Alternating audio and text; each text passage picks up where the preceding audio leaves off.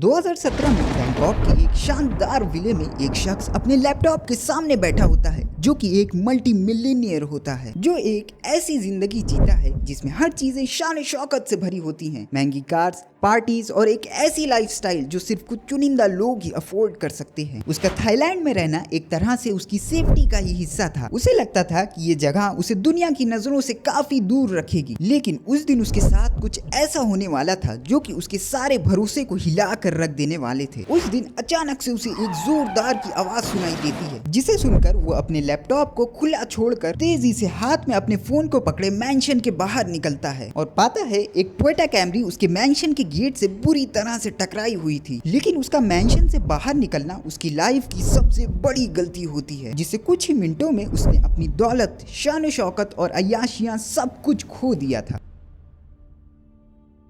Dark web की शुरुआत 2010 से होती है। इस वक्त डार्क वेब ने अपनी रफ्तार तेजी से पकड़ना शुरू किया था। प्राइवेसी के वादे लोगों को अपनी तरफ तेजी से खींच रहे थे। बिटकॉइन के आने के बाद लोगों को एक नई करेंसी मिल जाती है जो कि किसी भी अथॉरिटी के कंट्रोल में नहीं थी, जिससे अब क्रिमिनल्स के लिए अपने प्रोडक्ट को ऑनलाइन बेचना और भी ज्यादा आसान हो चुका था, वो भी छोटे मोटे नहीं बल्कि काफी बड़े पैमाने पर। डार्क वेब एक ऐसी छुपी हुई ऑनलाइन की दुनिया है जो नॉर्मल इंटरनेट से बिल्कुल ही अलग होती है। इस वेब पर सिर्फ वही चीजें मिलती हैं जो हमारे डेली यूज किए जाने वाले वेब पर नहीं मिलती। डार्क वेब पर लोग अनजान रहकर काफी इल्लीगल चीजें बेचते और खरीदते हैं, जैसे drugs, weapons, fake IDs, malware और हैक डेटा। ये जगह सिर्फ उन्हीं लोगों के लिए सेफ है जो अपनी आइडेंटिटी छिपा कर काम करना चाहते हैं, जैसे विसल ब्लोअर और इन्वेस्टिगेटिव जर्नलिस्ट। यहाँ जनरली बिटकॉइन और मोनेरो जैसी क्रिप्टो करेंसीज का इस्तेमाल किया जाता है जो ट्रांजैक्शन को अनजान रखता है। जैसे नॉर्मल वेबसाइट्स पर अमेज़न या फ्लिपकार्ट होते हैं, ठीक उसी तरह डार्क वेब पर भी मार्केट प्लेसेस होते हैं जहां ये सारी इलीगल एक्टिविटीज चलती हैं, जिन्हें ट्रेस करना बहुत ही मुश्किल होता है क्योंकि ये वेबसाइट्स tor ब्राउजर के जरिए एक्सेस की जाती हैं, जो यूजर्स और वेबसाइट के बीच की लोकेशन को अनजान रखता है। उस वक्त डार्क वेब में सबसे फेमस मार्केट प्लेस का नाम सिल्क रोड था, जो कि इलीगल चीजें बेचने का काफी बड़ा प्लेटफॉर्म बन चुका था। लेकिन अथॉरिटीज के पता चलने पर इसे बंद कर दिया जाता है, जिसके बाद और भी नए नए प्लेटफॉर्म्स आने लगते हैं, जिनमें से एक अल्फाबे था जो कि इलीगल ट्रेडिंग्स को एक नए लेवल पर ले जाता है, जहां law enforcement agencies in market places को बंद करने की कोशिश में लगी रहती हैं, जिसके बावजूद भी नए मार्केट प्लेसेस फिर से उभर कर आ जाते हैं। एक ऐसा खेल जो आज तक चल रहा है। सिल्क रोड एक लीजेंडरी मार्केट प्लेस थी जिसे 2011 में लाइव किया जाता है, जिसके बाद इस प्लेटफॉर्म ने धीरे धीरे काफी पॉपुलैरिटी गेन कर ली थी, जिस पर 1 लाख से ज्यादा कस्टमर्स ड्रग्स खरीद और बेच रहे थे। लेकिन सिर्फ 2.5 साल के अंदर ही अथॉरिटीज ने इस प्लेटफॉर्म के ऑपरेटर को पकड़ लिया था और सिल्क रोड को बैन कर दिया जाता है। सिल्क रोड के बैन हो जाने के बाद डार्क वेब के मार्केट में एक के बाद एक नए मार्केट प्लेसेस आते गए। सब अपने लिए टॉप पर पहुंचने के लिए एक जंग लड़ रहे थे और कुछ मार्केट प्लेसेस सक्सेस भी हुई, जैसे इवोल्यूशन, अगोरा और भी बहुत सी। लेकिन ये सभी मार्केट प्लेसेस कुछ ही टाइम के लिए टिकते हैं। ये सभी मार्केट प्लेसेस के जरिए हो रहे exit scam, arrest, voluntary withdrawals और हैक जैसे इंसिडेंट का फायदा एक नए मार्केट प्लेस को हो रहा था, जिसका नाम था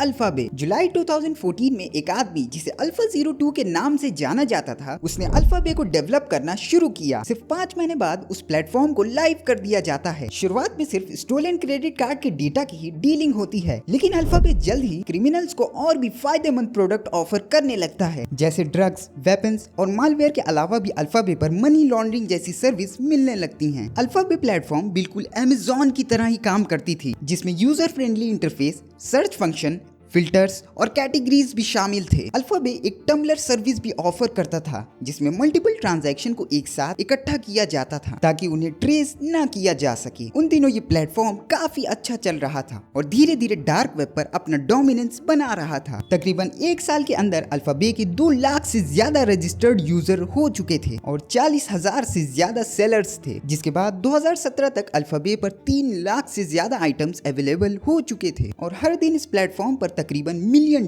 का बिजनेस होने लगा था। अल्फा02 इन्हीं ट्रांजैक्शन से 2 से 4% का कमीशन कमाता था और धीरे धीरे एक मल्टी मिलियनियर बन जाता है। लेकिन ये अल्फा02 आखिर था कौन? अल्फा02 का असली नाम अलेक्जेंडर केसेस था, एक कैनेडियन सिटीजन जो थाईलैंड में एक लग्जरियस लाइफ जीता था। उसने एक आम सॉफ्टवेयर डेवलपर से डार्क वेब के सबसे बड़े किंगपिन का सफर अकेले तय किया। केसेस अपनी आइडेंटिटी को छिपाने में एक्सपर्ट था और हर तरह के डिजिटल फुटप्रिंट्स को मिटाने बनाने की कोशिश करता था। उसने अल्फा बे को इस तरह से डिजाइन किया था कि यूजर्स सबसे अनजान रहें और लॉ एनफोर्समेंट एजेंसीज के लिए ट्रेस कर पाना मुश्किल हो जाए। इसने अपने फाइनेंशियल डीलिंग्स के लिए क्रिप्टो करेंसीज का इस्तेमाल किया और अपने ट्रांजैक्शन को टम्बलर सर्विस के जरिए ब्लर करता था। उस वक्त एक काफी बड़ी टीम अल्फा बे पर काम कर रही थी, जिनमें से अल्फा 02 का एक रिप्रेजेंटेटिव था जिसे डी स्नेक के नाम से जाना जाता था और कुछ मॉडरेटर्स, बायर्स और सेलर्स के डिस्प्यूट को हैंडल करते थे। फिर जैसे जैसे साइट की सक्सेस बढ़ती गई, फाउंडर ने अपने डे टू डे ऑपरेशन से रिटायर होने का फैसला किया। अब अल्फा 02 ने अपना नाम बदलकर एडमिन रख लिया था और इसके बाद से सारी कम्युनिकेशन सिर्फ डी स्नेक के थ्रू की जाती थी। जैसे ही अल्फा 02 ने अपने आप को पीछे हटाया, वैसे ही अमेरिकन इन्वेस्टिगेटर उसकी असली पहचान को जानने में और भी ज्यादा इंटरेस्टेड हो जाते हैं और तभी एक ऐसी हंट शुरू होती है जो पूरी दुनिया में फैल जाती है और सालों तक चलती है। अमेरिकन इन्वेस्टिगेटर का पहला गोल अल्फा बे के सर्वर्स का पता लगाना था और अगर से तो वो सर्वर को ट्रेस कर लेते तो प्लेटफॉर्म को इजीली शट डाउन किया जा सकता था। लेकिन आईपी एड्रेस ट्रेस कर पाना इतना भी आसान नहीं था, क्योंकि टॉर जैसे क्लोज नेटवर्क में वेबसाइट्स के रिक्वेस्ट को रैंडमली रूट किया जाता था और केसेस इसी टॉर नेटवर्क का यूज करता था, जहां आईपी एड्रेस को ट्रेस कर पाना लगभग इम्पॉसिबल था। लेकिन इन्वेस्टिगेटर्स ने एक दूसरी स्ट्रेटेजी को अपनाया, जिसमें उन्होंने अल्फा बे प्लेटफॉर्म पर फेक आईडी से ड्रग्स परचेज किए ताकि सेलर्स की गलतियों को ट्रैक करके क्लूज को ढूंढा जा सके। पर यह तरीका सिर्फ छोटे क्रिमिनल्स को पकड़ने का था, लेकिन उन्हें तो असली मास्टरमाइंड अल्फा 02 चाहिए था। ये हंट 2016 में बहुत ही तेजी से बढ़ती है जब डीईए को एक अनजान सा क्लू मिलता है। ये क्लू एक बड़ी सिक्योरिटी मिस्टेक से मिलता है, जहां 2014 में केसेस ने गलती से अपनी इस पर्सनल आईडी को अल्फा बे के यूजर्स को भेजी गई वेलकम ईमेल में इंक्लूड कर दिया था। इस एक गलती ने एफबीआई को उसकी पर्सनल लाइफ तक पहुंचने का रास्ता दिया, जिसके बाद इन्वेस्टिगेटर्स ने उसके नाम से पेपैल,